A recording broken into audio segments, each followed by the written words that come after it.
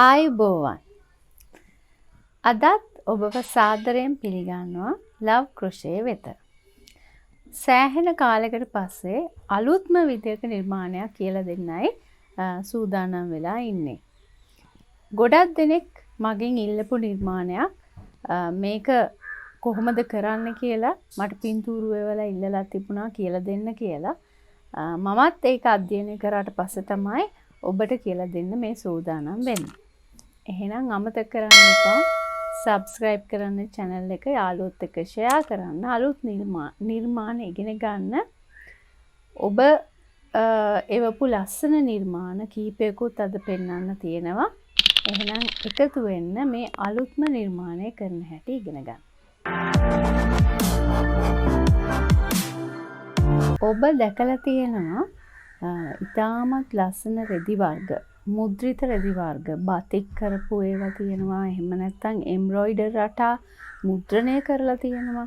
අන්න ඒ වගේ මුද්‍රිත රෙදි අපිට ගෙත්තම් වලදී යොදා ගන්න ටිකක් අමාරුයි. මොකද අපි මල් දානවා නම් එහෙම නැත්නම් වෙන මේ සතෙක්ගේ රූපයක් දානවා නම් අපිට සිද්ධ වෙන්නේ ගෙත්තම කරලා රෙද්දක් වෙනම නිර්මාණය කරලා ඒකේ උඩට තමයි වෙනමම ගොතපු මලක් හරි එහෙම නැත්නම් සතෙක්ගේ රූපයක් හරි ගොතලා මහන්න වෙන්නේ.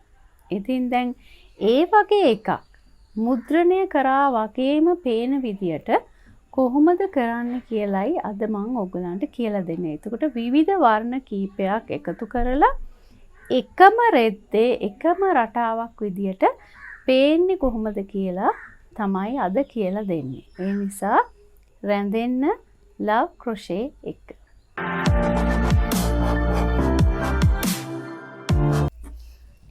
හොඳයි. දැන් මම මෙතන අරන් තියන්නේ දන්වැල් 15ක පටියකට තනිපට පිරවිලි පේලි දෙකක් ගොතලා තියෙනවා. දැන් මේ තනිපට පිරවිලි ගොතපු පටියට තමයි මං අතර මැද්දෙන්, ඒ කියන්නේ මැද්දෙන් මගේ රටාව ගොතන්න හදන්නේ. මං කියලා දීලා තියෙනවා ප්‍රස්ථාර කොළවල නැත්නම් ග්‍රාෆ් කොළවල කොහොමද රටාවල් ලකුණු කරගෙන ගොතන්නේ කියලා. අන්න ඒ ක්‍රමය අනුගමනය කරලා Tamanට කැමති නිර්මාණයක් ඉස්සෙල්ලාම ප්‍රස්ථාර කොළේ හදාගන්න. ප්‍රස්ථාර කොළේ ඇඳගත්තට පස්සේ ඒක දිහා බලාගෙන ඔබට ගොතන්න පුළුවන්. දැන් මම මේකට මේ පේලියේ මැද්දට දාන්න යන්නේ රෝස පාටින් නිර්මාණයක්. එහෙනම් මම ඉස්සෙල්ලම කරන්නේ මේ නූලේ කෙලවර ටිකක් ඉඩ තියෙන්න මේ විදියට සමාන්තරව තියෙනවා. අපි දැන් එක දන්වැලක් ගොතලා ආරම්භය අරගෙන ඊට පස්සේ මේ නූලත් මේකත් එක්කම අල්ල ගන්න ඕනේ. අල්ලගෙන දැන් අපි ඊළඟ සිදුරට තනිපට පිරවිල්ලක් දානවා. එතකොට මේ රෝස පාට නූල මේ ගෙත්තම අතර මැද්දේ තියෙන්නේ. දැන් අපි මේක සමාන්තරව තියෙන නිසා ඊළඟ එකත් අපි එහෙමමයි. ඒ විදිහට මම තනිපට පිරවිලි 4ක් දානවා මගේ රටාව පටන් ගන්න කලින්. නූල මැදි කරලායි මේක කරන්නේ.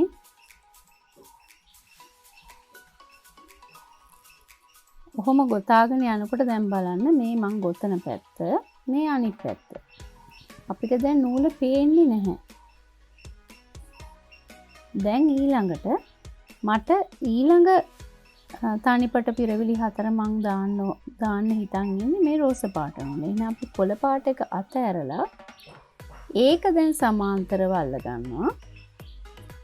ඊට පස්සේ රෝස පාට නූලෙන් තමයි අපි තනිපට පිරවිල්ල අර පුරුදු විදියටම තනිපට පිරවිල්ල අපි දාන්නේ.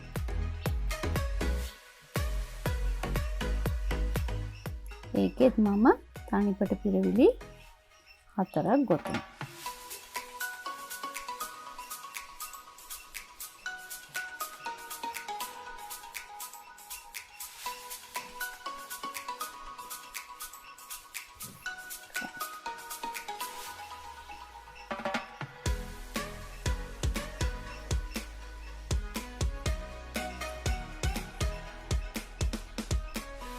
දැන් මම නූල මාරු කරනවා. ආයෙත් මම කොළ පාටයකට මාරු වෙනවා.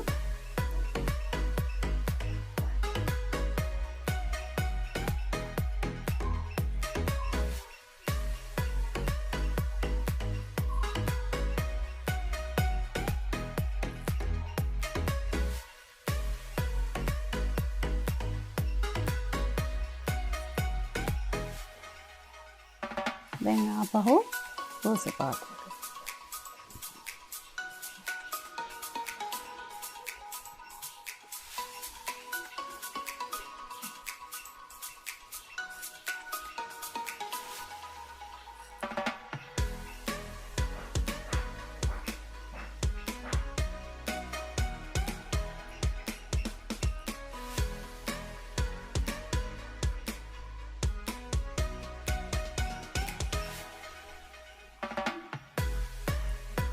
දැන් අවසාන තොණ්ඩු දෙක තියෙන්නේ මම එක කොළ පාටකින් ඉවර කරනවා.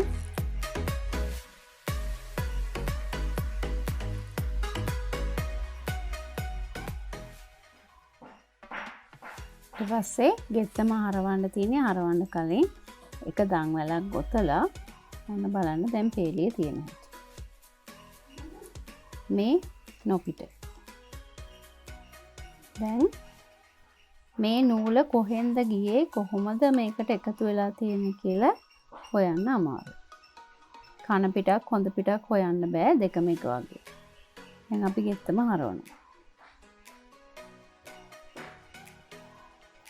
ගෙත්තම හරවලා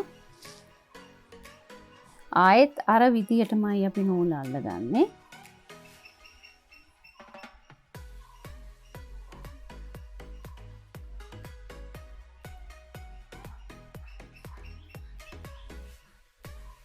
දැන් මම මගේ රටාව මවාගෙන නෙමෙයි යන්නේ. ඒ නිසා මගේ දැන් ගෙත්තම් ප්‍රමාණය. දැන් ඔබ කැමති රටාවක් ඔබට ගෙත්තමට යොදා ගන්න පුළුවන්. මම දැන් මේකේ මැද්ද වෙනකන් රෝස පාට එකේ පිරවිලි දෙකක් මැද්දට යනකන්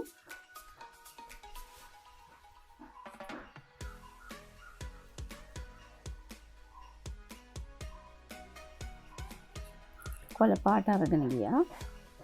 දැන් මෙතන 1යි 2යි 3යි 4යි. දැන් මම ඊළඟ 4 මේ දෙකත් එක්ක තමයි යන්නේ.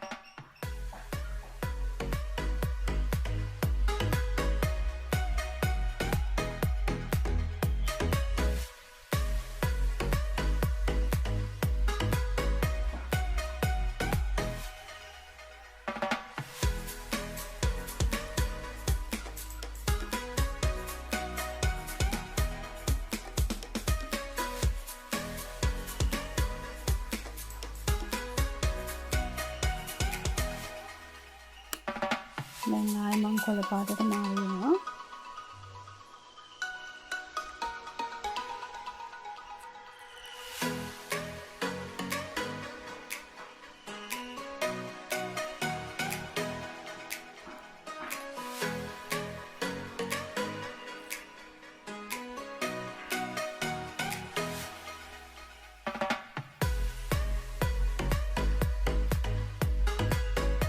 රෝස පාට ඒව 4යි කොළ පාට ඒව 4යි. දැන් ආයෙත් මට තියෙන්නේ රෝස පාට.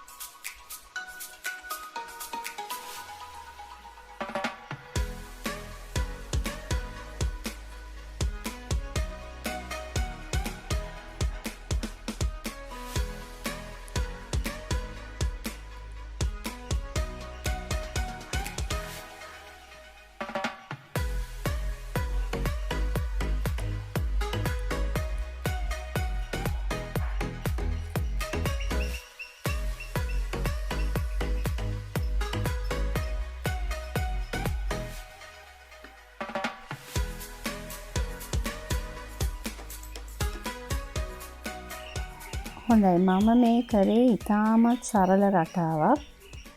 මේ මගේ ගෙත්ත මේ බෝඩරේට කරපු නිර්මාණයක් ඒ හිතාගෙන තමයි මම මේක කරේ. එතකොට මේ බලන්න මේ මං ගොතපු පැත්ත මේ අනිත් පැත්ත. දෙපැත්තෙම කිසිම වෙනසක් නැහැ. එකම විදියට අපිට දෙපැත්තම හරියට print කරලා වගේ දැන් මේක නූල කොහෙන්ද ගියේ කොහොමද කොතනද තියෙන්නේ මේ පාට කියලා හිතා ගන්න අමාරුයි.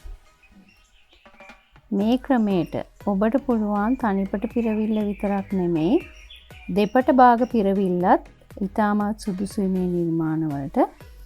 ටිකක් ප්‍රමාණයෙන් විශාල නිර්මාණ කරනවා නම් ඔබට දෙපට පිරවිල්ල පාවිච්චි කරන්න පුළුවන්.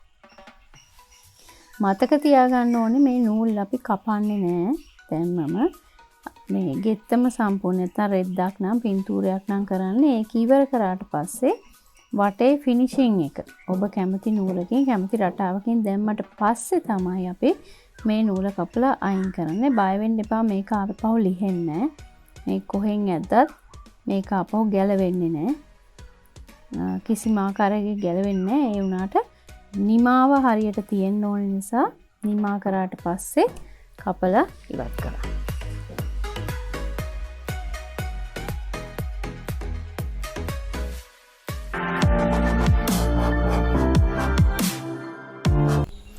හොඳයි. අද ඔබ ඉගෙන ගත්තා අලුත්ම නිර්මාණයක් කරන්නේ කොහොමද කියලා. අද මම පාවිච්චි කරේ ප්‍රධාන වර්ණයට අමතරව එක වර්ණයක්. ඉදිරියේ දිනකදී මම පොරොන්දු වෙනවා වර්ණ කීපයක් එකතු කරලා ලස්සන නිර්මාණයක් කරන්නේ කොහොමද කියලා දෙන්න. එහෙනම් මේ නිර්මාණය කරලා බලන්න.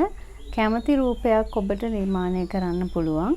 කැමති විදියකට කරන්න පුළුවන්. කරලා ලස්සන නිර්මාණ group එකේ LuV Crochet Facebook group එකේ share කරන්න. තාමත් subscribe කරලා නැත්නම් channel එක subscribe කරන්න.